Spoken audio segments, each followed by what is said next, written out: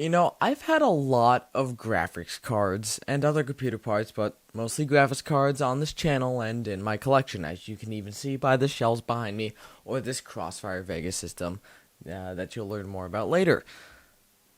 But in all my time with graphics cards and all my graphics cards in my collection, I don't think I've ever had one quite like this. This graphics card that is extremely long and red and thin, and also a Fire Pro card, has an Ethernet port. What? Why would a graphics card meant to display graphics have no internet connectivity or, well, even necessarily would even need an internet port of any kind, even need an Ethernet port?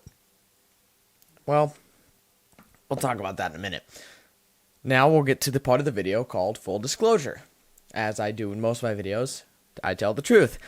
And full disclosure, I spent approximately 4 hours at least. Approximately 4 hours at least. Yes, that is proper wording. Trying to get this thing to work the way it is intended.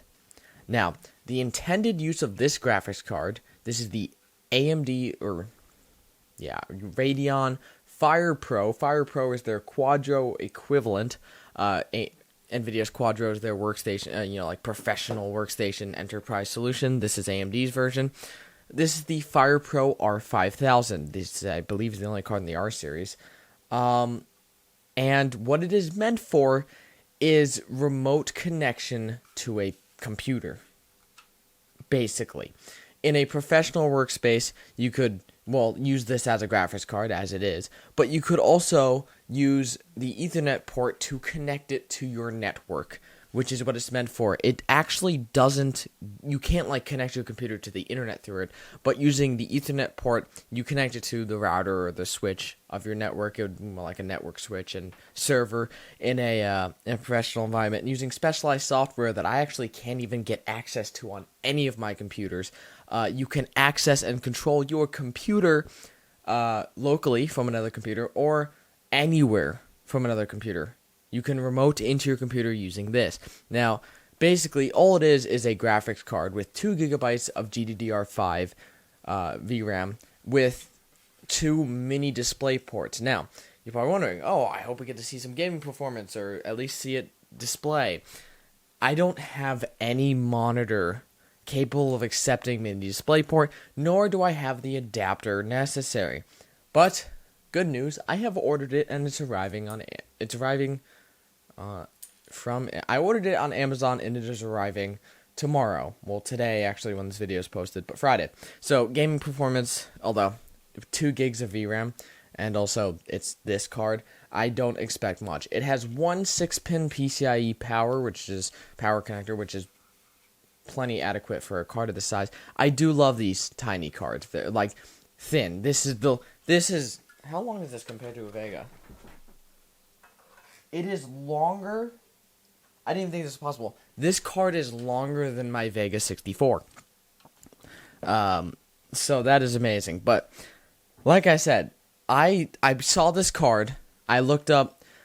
Really, honestly, I actually was watching the video from Linus Tech Tips where he used an Advolley card, which is basically Advolley. I've actually reached out to the company Advolley, who makes a graphics card. I would look up Linus Tech Tips Ethernet graphics card. You'll find it. They make a graphics card that has only Ethernet ports on it. But the difference between those and these, and this Ethernet port, is those Ethernet ports on the card he used use a different protocol called HD-Base-T, which is a different signal that is actually capable of sending video over Ethernet, which basically allows for a card that's actually not at an amazing GPU to work on multiple 4K displays using Ethernet ports, which is amazing. This card has uses a different protocol. I forgot the name entirely. It's basically a COM port, communications port.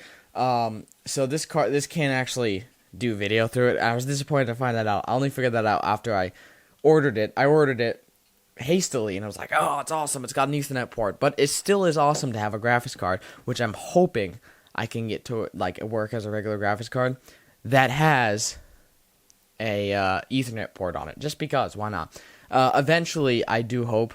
I mean, I will try for the next week a little bit, but I don't. I don't. Why did I say that Canadian? Well, I am Canadian. But that's the point. I doubt I will be able to actually get this thing to work in the way it is intended. I will probably be able to get it to work normally because it's a graphics card. You plug it into the display and it works. But I don't think I can't get the drivers for it. This computer just will not accept the old AMD Adrenalin Control Center or whatever it's called. AMD, there's a word. It won't accept, it's basically an old version of AMD software that it doesn't work. The drivers freeze. It broke my Chrome. It actually broke Google Chrome. It's so old that when you click on any of the help info that's in the app, it opens up Internet Explorer.